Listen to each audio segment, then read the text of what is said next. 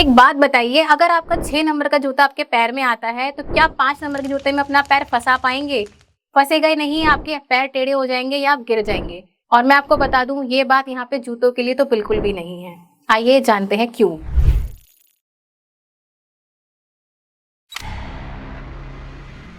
₹500 की एसआईपी या 50,000 की एसआईपी, कौन-सा करना ज़्यादा सही है?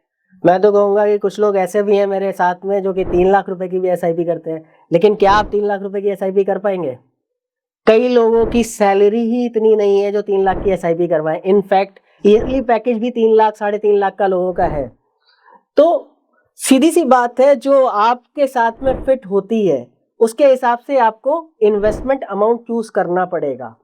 तभी आप कुछ कर पाएँगे। सबसे बड़ी चीज़ ये है कि आपका फाइनेंशियल गोल है या नहीं है? अगर नहीं है तो अभी बनाइए।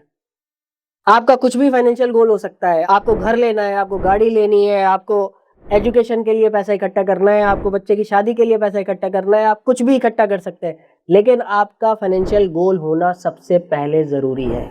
तो सर, फाइनेंशियल गोल अगर कोई बनाता है, तो क्या-क्या चीज़ें वो दिमाग में रखे? मतलब सबसे पहले कितने टाइम पीरियड में उसको गोल चाहिए?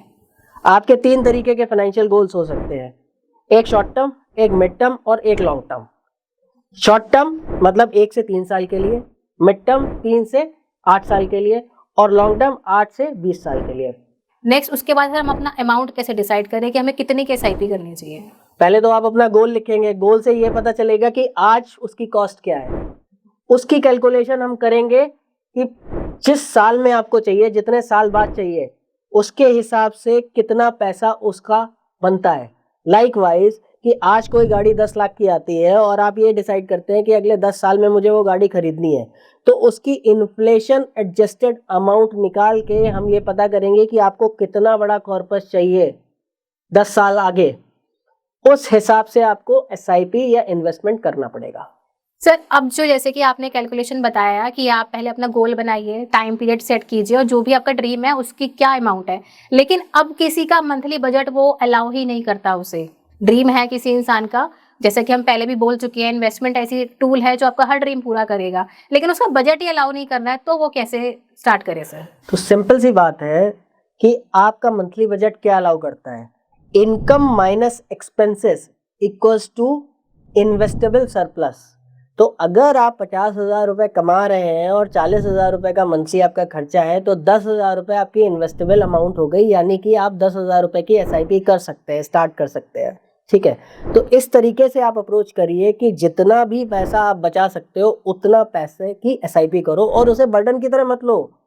क्योंकि होता क्या है कि ईएमआई जब हम देते हैं तो एक बर्डन की तरह होता है, लेकिन जब हम एसआईपी कर रहे हैं तो वो बर्डन नहीं है, हमारा एसेट बढ़ रहा है।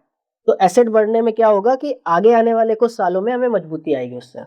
तो सर, यहाँ पे हम जनरली लोगों का जो रिटर्न को लेके एक्सपेक्टेशंस होता है 18%, 25%, तो क्या रखना चाहिए सर? कितना एक्सपेक्टेड रिटर्न आएगा? पहली बात तो कोई भी चीज़ डिसाइड करने से पहले आपको ज़मीन पे आना पड़ेगा।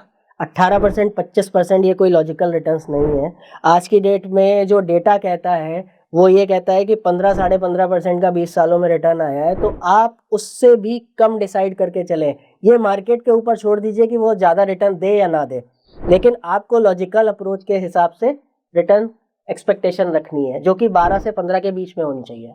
सर, मैंने एसआईपी में टर्म सुना है, एसआईपी स्टेप अप, हुँ। तो वो हम किस तरीके से अप्लाई कर सकते हैं? जिस तरीके से हमारी इनकम ग्रो हो रही है, हमारा इन्वेस्टेबल सरप्लस ग्रो हो रहा है, उस हिसाब से हम अपनी एसआईपीज़ को स्टेप अप कर सकते हैं।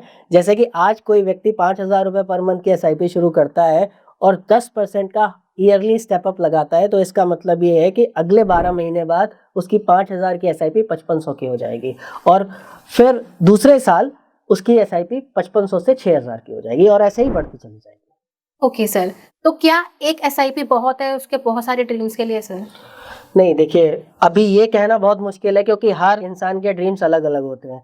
लेकिन आप अगर यहाँ से स्टार्ट करेंगे, तो आप एक अच्छी हैबिट अडॉप्ट कर रहे हो और आगे आने वाले टाइम में आपकी ये हैबिट आपको सक्सेसफुल बनाने में बहुत मददगार होगी। आज आप 10,000 की एसआईपी कर रहे हो सकता है जब आपका इनकम बढ़े तो आप 15,000 की बढ़ा दो, 20,000 की कर दो। तो इस तरीके से आप ग्रो कर सकते हो और वाइज़ली चूज़ कर सकते हैं कि किस गोल के लिए हमें कौन सी एसआईपी की है। सर जैसे कि आपने पहला पॉइंट बताया कि ये सबसे इम्पोर्टेंट है गोल बनाना। तो बहुत सारे लोग आज के डेट में ऐसे हैं जो रैंडम बस शुरू कर देते हैं कि एसआईपी करना है 5,000 का, 10,000 का, जो भी उनको कन्वीनिएंट लगता है। तो क्या सर कितनी इंपॉर्टेंस है उस गोल की? अगर वो नहीं बनाते हैं तो उसका क्या इम्पैक्ट आएगा? देखिए, आपने बहुत अच्छा क्वेश्चन पूछा है। आज भी ये डेटा बताता है कि जो एसआईपी आज कोई शुरू करता है तो 1 साल में वो पैसा विथड्रॉ हो जाता है। ऐसे 90% लोग हैं इंडिया में जो विथड्रॉ कर लेते हैं। क्यों? Just because of goal. अगर गोल नहीं है, अगर ध्येय नहीं है, तो कोई सी भी छोटी-मोटी मुसीबत आएगी, आपको ये अमाउंट ईज़ी टू एग्ज़िट है और आप पैसा निकाल के बाहर हो जाते हैं। हमेशा गोल बनाना इसीलिए इम्पोर्टेंट है कि आपको पता है कि आप जब पैसा निकालने वाले हो, तो आपको ये डिसाइड करना पड़ेगा कि ये पैसा आज के लिए ज़्यादा ज़रूरी है या जो हमारा गोल है, आगे आने वाले सालों में, वो ज़रूरी है। सर आपने एसआईपी को लेके, अमाउंट को लेके जो भी सजेशन दिया वो काफ़ी हमारे काम आने वाला है। तो यहाँ पे हम ये कहना चाहेंगे कि एसआईपी करना जितना ज़रूरी है, उससे ज़्यादा ज़रूरी है कि आप वो सही अमाउंट की एसआईपी है और वो सही टाइम पे आपके सारे ड्रीम्स को एक्यूरेटली पूरा करेगी या नहीं करेगी। अगर आपको हमारा वीडियो पसंद आया हो तो please do like, share and subscribe और अपने फ्रेंड्स को, रिलेटिव्स को ये वीडियो शेयर कीजिए जो एसआईपी कर रहे हैं लेकिन शायद उनका अमाउंट सही नहीं है। आज के लिए इस वीडियो में इतना ही, मिलते हैं अगली वीडियो में। तब तक के लिए invest wise, watch it rise. Thank you for watching.